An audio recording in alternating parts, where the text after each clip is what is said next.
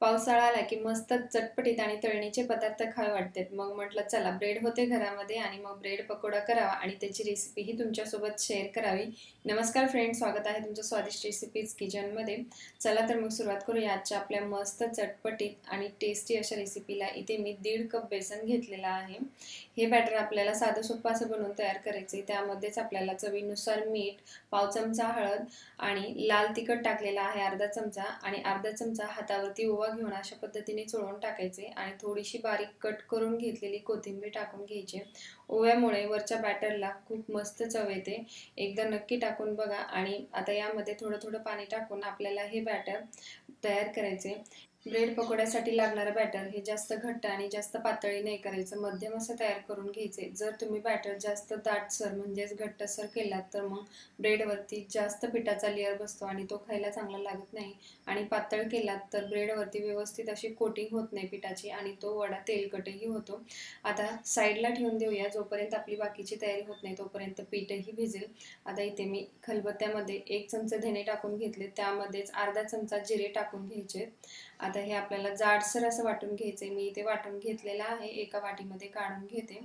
आणि त्याच खलबत्त्यामध्ये 4-5 हिरव्या मिरच्या टाकून घ्यायच्यात. हिरव्या मिरच्या तुम्ही तुमच्या आवडीनुसार कमी जास्त घेऊ शकता. आणि यामध्ये आपल्याला 4 लसणाच्या पाकळ्या टाकून घ्यायच्यात आणि छोटा अद्रकीचा तुकडा. आता याची आपल्याला चांगली बारीक अशी पेस्ट बनवून घ्यायची आहे. तुम्ही वाटल्यास ही मिक्सरच्या भांड्यामध्येही वाटून घेऊ शकता. आता इकडे मी गॅसवरती कढई गरम करायला ठेवलेली होती, त्यामध्ये 1 चमचा तेल टाकलेला आहे आणि वाटून घेतलेले धने जिरे टाकून घ्यायचे आणि पाव चमचा हिंग टाकून घ्यायचे. आता हे आपल्याला तेलामध्ये थोडंसं परतून घ्यायचे आणि यामध्ये जे आपण हिरवी मिरचीचा ठेचा बनवून घेतलेला होता तो यामध्ये टाकून घ्यायचे आणि मिरचीचा कच्चेपणा जाईपर्यंत तेलामध्ये व्यवस्थित त्याला परतवून घ्यायचे. आता इथे तुम्ही बघू शकता मिरचीचा थोडाफार कलर चेंज झालेला आहे. आता इथेच आपल्याला थोडासा कढीपत्ता टाकून घ्यायचे. हाताने तोडून टाकलात तर मग व्यवस्थित असा एकत्र होईल. आणि जर तुमच्याकडे मोठा असेल तर ते मुलं काढून खातात, त्यामुळे अशा पद्धतीने कट करून टाकल्यामुळे त्यांना समजणारही नाही. आता यामध्ये पाव चमचा हळद टाकून घ्यायचे, अर्धा चमचा लाल तिखट आणि अर्धा चमचा गरम मसाला पावडर टाकून घ्यायचे. लाल तिखट तुम्ही तुमच्या आवडीनुसार टाकू शकता, कारण आपण यामध्ये हिरवी मिरचीही वापरलेली आहे त्यामुळे. आता हे अर्धा 1 मिनिट तेलामध्ये थोडंसं परतवून घ्यायचं या मसाल्यांना. आणि नंतर इथे आपल्याला उकडून घेतलेले बटाटे टाकून घ्यायचे. आता इथे मी मध्यम आकाराचे 4-5 बटाटे उकडून घेतलेले होते आणि ते थोडेफार थंडही झालेले होते, त्यामुळे अशा पद्धतीने हाताने मॅश करून यामध्ये टाकून घेते आणि याला थोडंफार तेलामध्ये परतवून घ्यायचे. आणि नंतर बारीक कट करून घेतलेली कोथिंबीर टाकून घ्यायची आणि चवीनुसार मीठही टाकून घ्यायचे. आता हे सगळं व्यवस्थित मिक्स करून घ्यायचे आणि नंतर चमच्याने किंवा मग मॅशरने व्यवस्थित बटाट्यांना मॅश करून घ्यायचे. तुम्ही अशा पद्धतीने जर मसाला तयार केलात तर मस्त असा ब्रेडवरती एकसारखा पसरवला जातो, म्हणजेच पसरवता येतो. आता इथे आपण झाकण ठेवून 2 मिनिटं हा मसाला वाफवून घेऊया आणि नंतर आणखी 4-5 मिनिटं हा मसाला कढईमध्ये परतवून घ्यायचे. मसाल्याला चांगलं मस्त परतवलं की चवही मस्त येते. आता इथे मी एका ताटामध्ये याला काढून व्यवस्थित पसरवून देते, जेणेकरून पटकन असा थंड होईल आणि आपल्याला पकोडेही पटकन असे बनवता येतील. आता इथे मी पसरवून घेतलेला आहे आणि हे साईडला ठेवून देऊया. तोपर्यंत आपण पुढची तयारी म्हणजेच यासाठी लागणारी चटणी तयार करून घेऊया. त्यासाठी इथे मी थोडासा पुदिना घेतलेला आहे आणि हा छोट्या पाण्याचा आहे, त्यामुळे वासही खूप येतो, त्यामुळे मी थोडाच पुदिना घेतलेला आहे. आणि नंतर मुठभर अशी कोथिंबीर घ्यायची. इथेच आपल्याला 8-9 लसणाच्या पाकळ्या आणि 2 अद्रकचे तुकडे टाकून घ्यायचे आणि नंतर चवीनुसार मीठ टाकून घ्यायचे. अर्धा चमचा काळं मीठ टाकून घ्यायचे आणि यामध्येच आपल्याला 2 चमचे साखर टाकून घ्यायची. आता इथे गडबडीमध्ये माझी थोडीशी साखर खाली सांडली. आता ही अशीच राहू दिली तर मग लगेच मुंग्या होतात, त्यामुळे मी याला पुसून घेते. आणि नंतर या मिक्सरच्या भांड्यामध्ये आपल्याला अर्धा चमचा भाजून घेतलेले जिरेची पूड टाकून घ्यायची. इथेच तुम्ही आमचूर पावडरही टाकून घेऊ शकता, परंतु मी इथे 1 चमचा लिंबाचा रस टाकून घेते आंबटपणासाठी. आणि नंतर आपल्याला इथे बर्फाचे तुकडे टाकून घ्यायचे. आता सध्या पावसाळा चालू आहे, त्यामुळे मी फ्रीझरमध्ये आईस ट्रे ठेवलेला नव्हता, त्यामुळे मी वाटीमध्ये पाणी ठेवून सेट करायला ठेवले, पण व्यवस्थित असा बर्फ सेट झालेला नाही.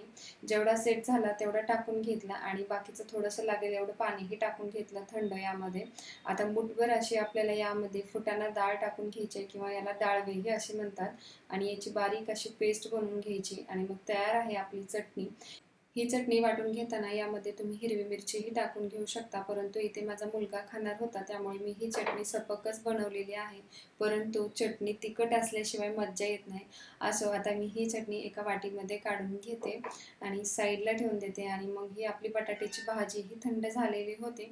चला तर मग आता आपण पकोडे बनवायला घेऊया. इथे मी गोल आकाराचा एकच पकोडा मस्त असा जम्बो साईजचा बनवणार आहे.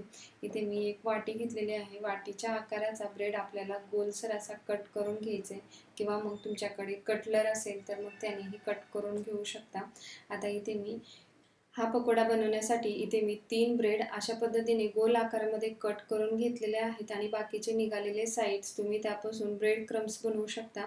परंतु आमच्या इथे असेच दुधासोबत खाऊन टाकतात, त्यामुळे मी ते फ्रीजमध्ये भरून ठेवून दिले. आता इथे एका ब्रेडच्या तुकड्यावरती आपल्याला हिरवी चटणी लावून घ्यायची आणि दुसऱ्या ब्रेडच्या तुकड्यावरती आपल्याला टोमॅटो केचप लावून घ्यायचे. हिरवी चटणी लावलेल्या ब्रेडवरती आपल्याला व्यवस्थित असा बटाट्याचा मसाला एकसारखा असा पसरवून घ्यायचे आणि नंतर आपल्याला हा केचप लावलेला ब्रेडच्या तुकड्यावरती ठेवून घ्यायचे आणि नंतर वरून हिरवी चटणी लावायची आणि बटाट्याचा मसाला भरायचा व्यवस्थित आणि टोमॅटो केचप लावून दुसऱ्या ब्रेडच्या तुकड्याला तो तुकडा त्यावरती ठेवून व्यवस्थित प्रेस करून एकसारखा हातावरती गोल करून घ्यायचा, जेणेकरून मसाला एकसारखा असा व्यवस्थित काटापर्यंत पसरला जाईल. आता तो साईडला ठेवून देतो आणि जो आपण नॉर्मली ब्रेड पकोडा करतो तशाच पद्धतीने मी आणखीन इथे एक बनवत आहे. आता इथे मी एक ब्रेड घेतलेला आहे, त्यावरती हिरवी चटणी लावली आणि दुसऱ्या ब्रेडवरती केचप लावलेला आणि नंतर बटाट्याचा मसाला व्यवस्थित असा पसरून घेतला एकसारखा आणि तो हाताने थोडाफार प्रेस करून घ्यायचा आणि नंतर काटापर्यंत मसाला व्यवस्थित भरला गेला नसेल तर थोडाफार लावून घ्यायचा. आता इथे मी त्रिकोण आकारामध्ये हा पकोडा कट करून घेते. तुम्ही चौकोन आकारामध्ये करून घेऊ शकता. तुम्हाला हव्या त्या आकारामध्ये तुम्ही पकोडा बनवून तयार करून घेऊ शकता. तुम्ही बघू शकता किती मस्त दिसत आहे पकोडा. अशाच पद्धतीने मी 3 पकोडे इथे बनवून घेतलेले आहेत आणि आपलं बॅटरही चांगलं मस्त भिजलं गेलेलं आहे. आता तुम्ही इथे बघू शकता, जेव्हा आपण हे बॅटर तयार केलं होतं थोडंसं घट्टसर होतं आणि भिजल्यामुळे थोडंसं असं पातळ झालेलं आहे. आता इकडे मी गॅसवरती तेल गरम करायला ठेवलेलं होतं, त्यामधलाच 1 चमचा तेल यामध्ये टाकून घ्यायचे आणि चिमूटभर खाण्याचा सोडा टाकून घ्यायचे आणि हे व्यवस्थित पिठामध्ये मिक्स करून घ्यायचे. चमच्याने किंवा मग हाताने करून घेऊ शकता. आता इथे मी चमचा काढून घेते आणि हातानेच व्यवस्थित असा हा पकोडा या पिठामध्ये आपल्याला डीप करून घ्यायचा आहे. व्यवस्थित एकसारखं असं पीठ या पकोड्याला लागलं पाहिजे, त्यामुळे मी हाताने अशा पद्धतीने हे पीठ पकोड्यावरती व्यवस्थित असं एकसारखं लावून घ्यायचं. आता इथे पकोडा व्यवस्थित असा कोट झालेला आहे पिठामध्ये आणि मी तो तेलामध्ये सोडून घेते. तेलामध्ये सोडताना तेल हे आपलं मध्यम गरम असावं, जास्त कडकडीत किंवा मग थंडही नसायला पाहिजे. आता एका साईडने हा पकोडा व्यवस्थित असा तळला गेलेला आहे. पलटून मी दोन्ही साईडनी हा पकोडा तळून घेते. पकोडा तेलामध्ये टाकला की मग अशा पद्धतीने चमच्याने वरच्या साईडनेही तेल टाकायचं, जेणेकरून वरच्या साईडनेही पकोडा थोडाफार चांगला असा शेकला जाईल. आता इथे तुम्ही बघू शकता पकोडा किती मस्त असा दोन्ही साईडनी व्यवस्थित असा तळला गेलेला आहे.